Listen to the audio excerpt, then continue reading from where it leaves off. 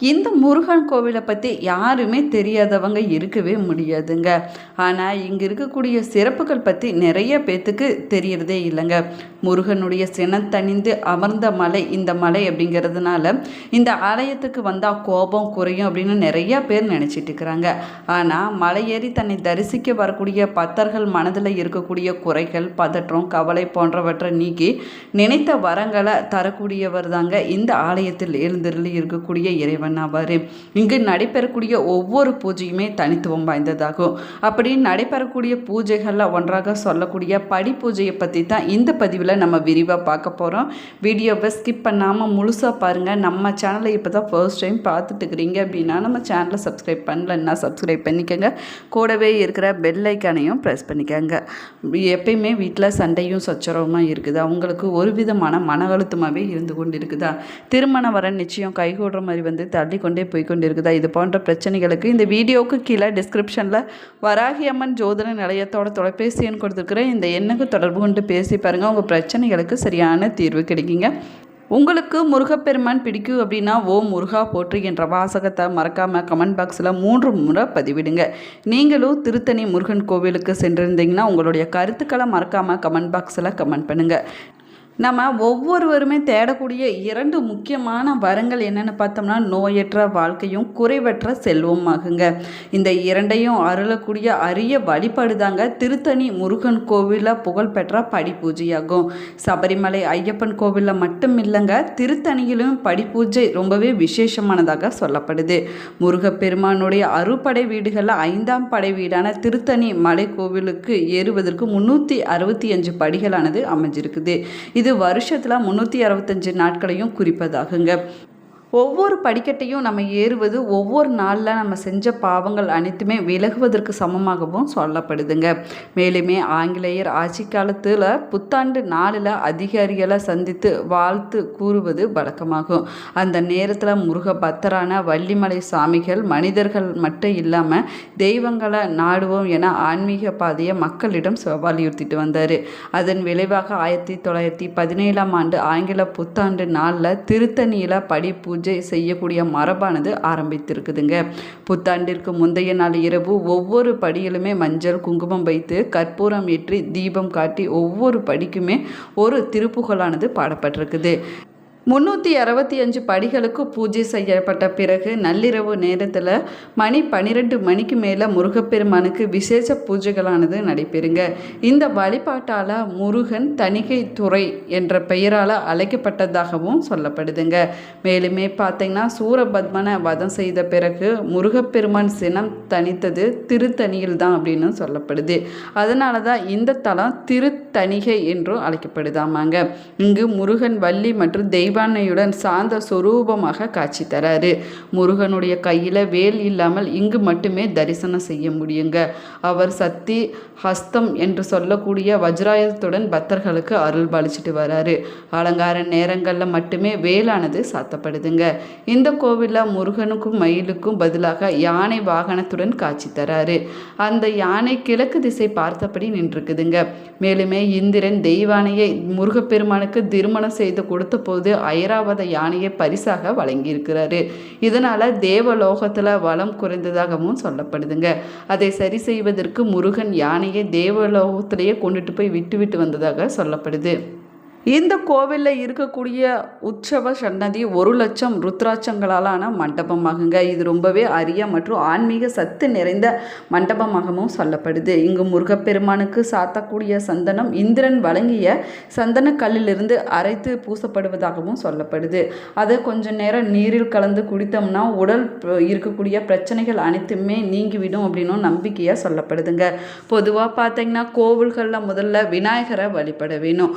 ஆனால் திருத்தணியில் அபத்து சகாய விநாயகர் கடைசியாக வழிபடப்படுறாருங்க. கருவறைக்கு பின்புற சுவத்தில் குழந்தை வடிவில் ஆதிபால சுப்பிரமணியர் காட்சி தராரு. மார்கழி மாத திருவாதிரையில் இவருக்கு வெந்நீரால் அபிஷேகமானது நடைபெறுங்க. மேலுமே குளிர்காலத்தில் குழந்தை முருகனுக்காக அன்பை வெளிப்படுத்தக்கூடிய வழிபாடானது இந்த ஆலயத்தில் நடைபெறுங்க. முருகன் சினம் தணிந்து அமர்ந்த தலம் என்பதால் இங்கு மட்டுமே கந்த சஷ்டி விழாவின் போது சூர சம்ஹாரம் நடக்காதுங்க. அதற்கு பதிலாக முருகப்பெருமானுக்கு புஷ்ப அபிஷேகமானது செய்யப்படுது. பக்தர்களுடைய நம்பிக்கையின்படி திருத்தணியில் நடைபெறக்கூடிய படி பூஜையில் கலந்து கொண்டோம்னா மனக்குழப்பங்கள் அனைத்துமே நீங்கிவிடும் அப்படின்னும் சொல்லப்படுதுங்க. கோபம் தனியும், விருப்பங்கள் அனைத்துமே நிறைவேறும் அப்படின்னு நம்பிக்கையாக சொல்லப்படுது. அது மட்டும் இல்லாமல் உடல்நல பிரச்சனைகள்லிருந்து நமக்கு விடுதலையானது கிடைக்குங்க. செல்வ வளமானது அதிகரிக்கும். அதுலேயும் குறிப்பாக பார்த்திங்கன்னா புத்தாண்டு நாளில் படி பூஜை செய்தாலும் அதில் கலந்து கொண்டாலும் நம்முடைய வாழ்க்கையில் பெரிய திருப்பங்களானது ஏற்படுங்க. ஆங்கில புத்தாண்டு நாளில் மட்டும் கிடையாதுங்க, தமிழ் புத்தாண்டு நாள்லையும் இந்த 365 படிகளை தொட்டு நம்ம வழிபட்டுட்டு மலை உச்சியில் இருக்கக்கூடிய முருகப்பெருமான நம்ம தரிசனம் செய்வதால் அந்த ஆண்டில் பார்த்திங்கன்னா நம்முடைய வாழ்க்கையில் மிகப்பெரிய ஒரு வளர்ச்சியானது ஏற்படும் அப்படின்னு ஐதீகமாக சொல்லப்படுது. இந்த ஆலயத்தில் இருக்கக்கூடிய மூலவர் சுப்பிரமணிய சுவாமி அப்படின்னும் அழைக்கப்படுறாரு. உற்சவர் சண்முகர் ஆவாருங்க. தாயார் வள்ளி தெய்வானை ஆவாங்க. இந்த ஆலயத்தில் தலை விருட்சகமாக மகுட மரம் இருக்குதுங்க. இங்கே இருக்கக்கூடிய தீர்த்தம்னு பார்த்தோம்னா இந்திர தீர்த்தம், சரவண பொய்கை, சரஸ்வதி தீர்த்தம், மடச்செட்டிக்குளம், நல்லாங்குளம் தீர்த்தம் போன்றவை அமைஞ்சிருக்குதுங்க. இந்த ஆலயத்திற்கு புராண பெயர் சிறுதணி என்பதாகுங்க. புராண கதைகளின்படி திருத்தணி மலைப்பகுதியில் வேடர்களின் தலைவனான ரம்பிராஜன் இருந்துட்டு வந்திருக்கிறாரு. ஒரு முறை இவர் பார்த்திங்கன்னா காட்டுக்கு சென்றிருந்த போது ஒரு குழந்தைய வள்ளி கொடியின் அடியில் பார்த்துருக்கிறாரு. இந்த குழந்தை திருமாலின் புதல்வியாவாங்க. சந்தர்ப்பவசத்தால் பூமிக்கு இந்த குழந்தை வந்திருக்குதுங்க. குழந்தைக்கு வள்ளி என்று பெயர் வைத்து இந்த வேடர்களின் தலைவனான நம்பிராஜா வளர்த்திட்டு வந்திருக்கிறாரு. பருவம் அடைந்த வள்ளி திணைப்புணம் காத்து வந்திருக்கிறாங்க. அவளை ஆட்கொள்ள முருகப்பெருமான் முதியவர் வடிவில் வந்திருக்கிறாருங்க. வள்ளி மேலே காதல் வசம் பட்டிருக்கிறாரு. அவளை திருமணம் செய்து கொள்ளவும் இவர் ஆசைப்பட்டிருக்கிறாரு. அதற்காக தன்னுடைய அண்ணனான கணேசனிடம் உதவியை கேட்டிருக்கிறாருங்க. கணேசன் யானை வடிவம் எடுத்து வள்ளியை பயமுறுத்தி இருக்கிறாரு. பயத்தோடு ஓடி வந்த வள்ளி கிழவன் முருகனை தழுவி கொண்டிருக்கிறாங்க. அப்பொழுது அவருடைய திருமேனி பட்டதுமே வந்திருப்பது முருகன் தான் அப்படிங்கிறத வள்ளி தெரிஞ்சிருக்கிறாங்க. வள்ளியை பயமுறுத்திய விநாயகர் ஆபத் சகாய விநாயகர் அப்படின்னும் அழைக்கப்படுறாருங்க. மலைப்பாதையில் விநாயகரும் வள்ளியும் அமைந்திருக்கக்கூடிய சன்னதியானது அமைஞ்சிருக்குது. திருச்செந்தூரில் சூரசம்ஹாரம் செய்த முருகன் கோபம் தணிந்த இந்த தலம் திருத்தணிகை என்றும் அழைக்கப்படுதுங்க. பின்னால மருவி திருத்தணி அப்படின்னும் அழைக்கப்படுது. சூரபத்மனோடு போர் புரிந்த பிறகு இங்கு வந்ததால் போரிட்டதன் அடையாளமாக இந்த தலத்து மூலவருடைய நெஞ்சில் பள்ளி அதாவது துவாரம் இருப்பது இப்போதுமே நம்மளால் பார்க்க முடியுங்க. முருகனை வழிபட்ட இந்திரனால் உருவாக்கப்பட்ட கல்ஹாரா தீர்த்தம் மலையில் அமைஞ்சிருக்குது. மூலவர் சன்னதி மேலே இருக்கக்கூடிய விமானம் 6 தலங்களை கொண்டதாகுங்க. இந்த தலத்திற்கு குன்று தோராடல் என்ற சிறப்பு பெயரும் இருக்குதுங்க. மேலுமே பார்த்தீங்கன்னா முருகப்பெருமான் திருச்செந்தூரில் அசுரர்களோடு போர் புரிந்து வெற்றி பெற்றதன் அடையாளமாக கந்த சஷ்டியின் போது சூரசம்ஹாரம் மற்ற தலங்களில் நடக்குங்க. ஆனால் இந்த கோவிலில் மட்டும் சூரசம்ஹாரமானது நடைபெறுவதில்லை. அன்று முருகப்பெருமானுக்கு குளிர்விக்க 1000 கிலோ பூக்களால் புஷ்பாஞ்சலி செய்யப்படுதுங்க. இருந்தாலும் முருகனுடைய அருளை பெற வேண்டி கந்த சஷ்டி விழா கோலாகலமாக இந்த ஆலயத்தில் நடைபெறுங்க. இங்கே இருக்கக்கூடிய கஜவள்ளி வள்ளியும் தெய்வானையும் இணைந்த அம்சமாக அருள்பாலிச்சிட்டு வராங்க. வலது கையில் வள்ளிக்குரிய தாமரையும் இடது கையில் தெய்வானைக்கு உரிய நீல பவ மலரும் வைத்திருக்கிறாங்க. தங்கத்தேர் புறப்பாடு இல்லாத வெள்ளிக்கிழமை நாட்களில் கஜவள்ளியினுடைய கிளி வாகன பவனியானது நடைபெறுதுங்க. மேலுமே முருகப்பெருமானுக்கு இந்திரன் காணிக்கையாக கொடுத்த சந்தன கல்லில் அரைக்கப்படக்கூடிய சந்தனமே இங்கு சாத்தப்படுதுங்க. இதில் கொஞ்சமாக தண்ணீர் கலந்து குடித்தோம்னா தீராத நோய் பிரச்சனைகள் தீர்ந்துவிடும் அப்படின்னும் சொல்லப்படுது. விழா காலங்களில் இது பக்தர்களுக்கு பிரசாதமாகவும் கொடுக்கப்படுதுங்க. முருகப்பெருமான இந்திரனை ஆடி கிருத்திகை அன்னைக்கு கல்ஹாரா புஷ்பம் என்னும் பூக்களால் வழிபட்டதாக தல வரலாறுல சொல்லப்பட்டிருக்குது.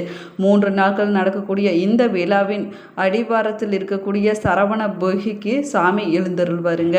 இந்த நாளில் மலர் காவடி எடுத்து முருகப்பெருமானை வழிபட்டோம் அப்படின்னா நம்ம நினைத்த காரியம் அனைத்துமே நிறைவேறும் அப்படின்னும் சொல்லப்படுது. அது மட்டும் இல்லாமல் ஆடி கிருத்திகை அன்னைக்கு தெப்ப திருவிழாவானது இந்த ஆலயத்தில் நடைபெறுவது வழக்கமாகுங்க.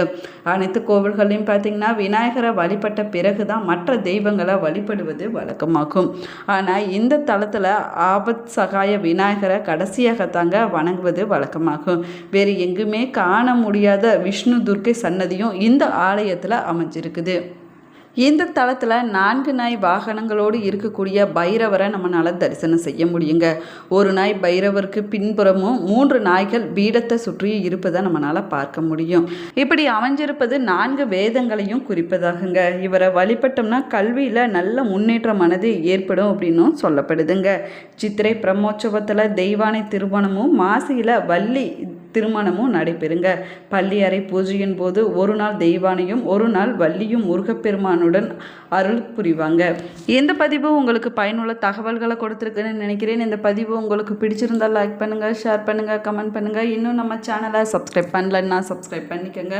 கூடவே இருக்கிற பெல் ஐக்கானையும் ப்ரெஸ் பண்ணிக்கோங்க. Thank you friends.